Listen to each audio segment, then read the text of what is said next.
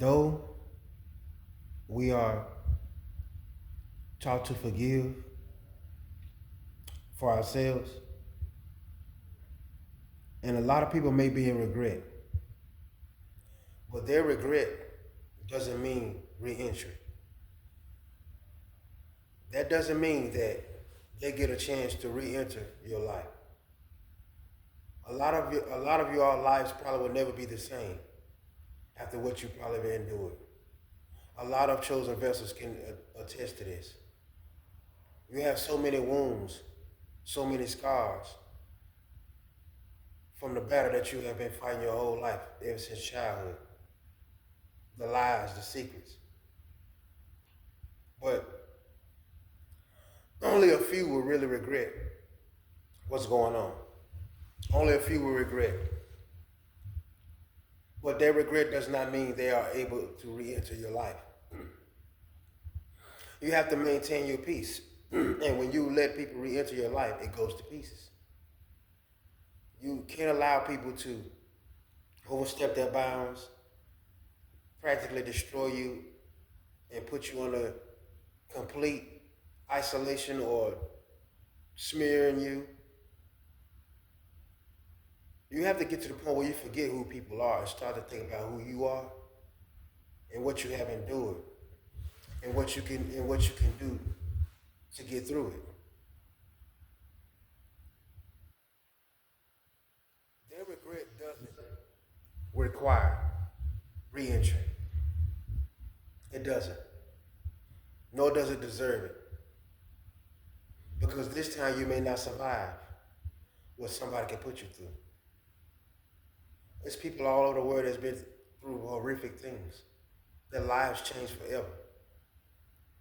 When people damage you and destroy you the way a lot of people have been destroyed, do you really give them another chance? You have to think about that. Do you give them another chance?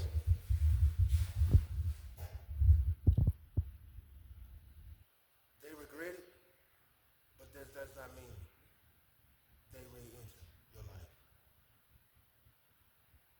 And everything is passed down through generations. When you have somebody who's been attacking you most of your life, who's been doing demonic stuff to you that you never knew about, doing whatever they can behind the scenes to destroy you, there is somebody else that's next in line to do the exact same thing. You are being passed around spiritually. When somebody gets to a certain point where they're no longer strong enough to do the attacks, they allow somebody else to do it. They allow somebody else to do the attacks. So it's like a never-ending battle, and then they teach their children. And it goes and it goes and it goes and it goes and it goes. And that's a pattern that continues. They pass it on. If it goes to the next person, it's their turn now to have your photos. It's their time to do whatever they can to stop your money flow, to stop your relationships, to stop your happiness as a whole. They pass the baton right to the next witch to do whatever he or she's supposed to do in your life, to dictate and destroy you. A lot of people have horrific stories of their life.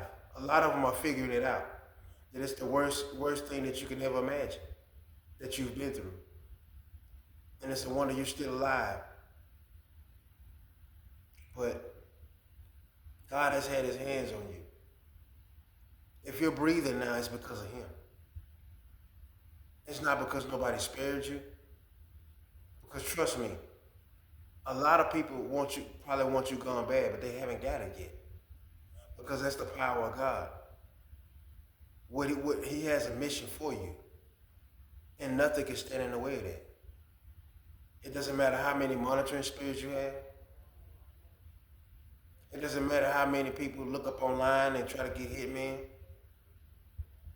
It doesn't matter how many times that you have neighbors that's probably paid off, that's doing stuff around your house. You got copycats. A lot of them sometimes be copycat co-workers. They are assigned to you. They are assigned to watch you at your job and follow you wherever you go. Some co-workers get obsessed outside of work. They may watch you find out where you live, and you don't know you've been followed home. And they probably have access to the same tracker that everybody else has on you. So they're able to know where you are and find your home.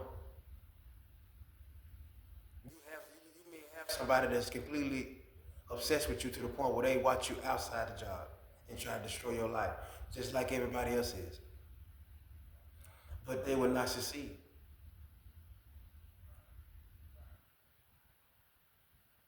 They will not succeed.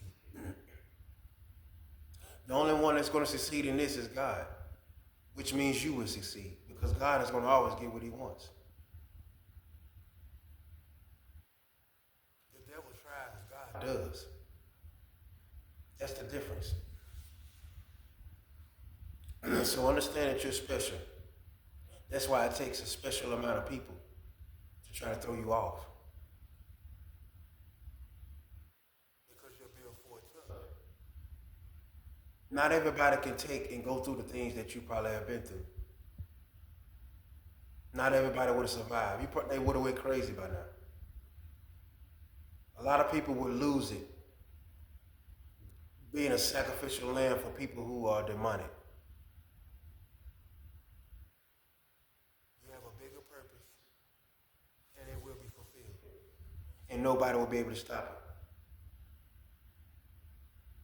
it. They can do as many things they can, dark things, witchcraft, a lot of things that they do. It doesn't matter what they do. Your mission is stamped and approved by the Most High. And he is going to get the most out of you in this mission. It doesn't matter who's assigned. It doesn't matter who doesn't like you, who wants the worst for you. It's only the best. In 2025, there will be justice. The power lies within you. Once you find the satisfaction of knowing that you have the Most High, if you have nobody, there's no feeling like it. You wake up every day, regardless of everything that you're going through, and you have the will and the power to keep going. None of these people could ever survive the things that chosen ones go through. None of them. That's why you're chosen, to get through this and complete your mission. God ordained. So just remember, every day that you wake up is another day that you get to work for the Most High. And that's the best feeling ever. There are no weapons that will form against you. They can't prosper. Keep speaking your truth and stay blessed.